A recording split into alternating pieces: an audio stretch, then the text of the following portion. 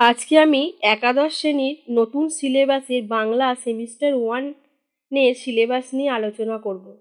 আজকে আমি তোমাদের বাংলার যে সমস্ত সিলেবাসে বিষয়বস্তুগুলো অন্তর্ভুক্ত হয়েছে সেগুলো বলবো ও কত নাম্বারের সেমিস্টার 1 পরীক্ষা ও তার কোশ্চেন প্যাটার্নটা নিয়ে আলোচনা করব।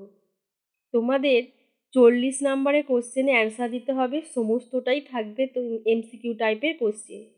এরপর তোমাদের যে পাঠ্য বিষয়গুলো রয়েছে একাদশ শ্রেণীর সিলেবাসে তার মধ্যে রয়েছে গল্পের মধ্যে রয়েছে পুঁইমাচা বিভূতিভূষণ বন্দ্যোপাধ্যায়, তারপরে আছে বঙ্কিমচন্দ্র চট্টোপাধ্যায় বিড়াল প্রবন্ধ, তারপরে কবিতার মধ্যে রয়েছে ঈশ্বরচন্দ্র বিদ্যাসাগর, মাইকেল মধুসূদন দত্তের, সাম্যবাদী কাজী নজরুল ইসলামের, আন্তর্জাতিক গল্পের মধ্যে রয়েছে বিশাল ডানাওয়ালা এক থুত্তুরে বুড়ো, তারপরে ভারতীয় কবিতার মধ্যে রয়েছে চারণ কবি যেটা ভারবারাও রায়ের শঙ্খ ঘোষ অনুবাদ করেছেন, তারপরে রয়েছে ভাষার মধ্যে বিশ্বের ভাষা ও ভাষা পরিবার, বাংলা ভাষার উদ্ভব ও ক্রমবিকাশ, ভারতে প্রচলিত ভাষা পরিবার, বাংলা ভাষার বৈচিত্র্য।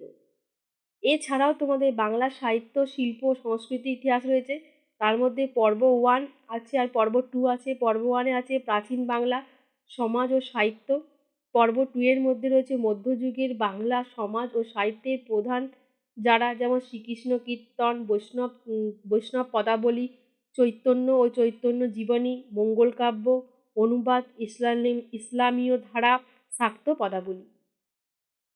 এরপর আমি তোমাদের যেটা আলোচনা করব সেটা হচ্ছে এই যে তোমাদের সিলেবাস 40 নাম্বারের, এই 40 নাম্বারের সিলেবাসের মধ্যে তোমাদের কোন বিষয় থেকে কত নম্বরের কোশ্চেন আসবে সেইটা। গল্প থেকে আসবে এমসিকিউ 8টা 1 নাম্বার করে, তারপরে প্রবন্ধ থেকে 5টা আসবে 1 নাম্বার করে, কবিতা থেকে 7টা কোশ্চেন আসবে 1 নাম্বার করে, আন্তর্জাতিক গল্প ও ভারতীয় কবিতা থেকে আসবে এও 5 নাম্বার 1 নাম্বার করে, ভাষা থেকে আসবে 10 নাম্বার 1 নাম্বার করে, আর বাংলা শিল্প সাহিত্য ও সংস্কৃতির ইতিহাস থেকে আসবে 5 নাম্বার 1 নাম্বার করে, 5 নাম্বার। তাহলে এই গেল আমার টোটাল 40 নাম্বার।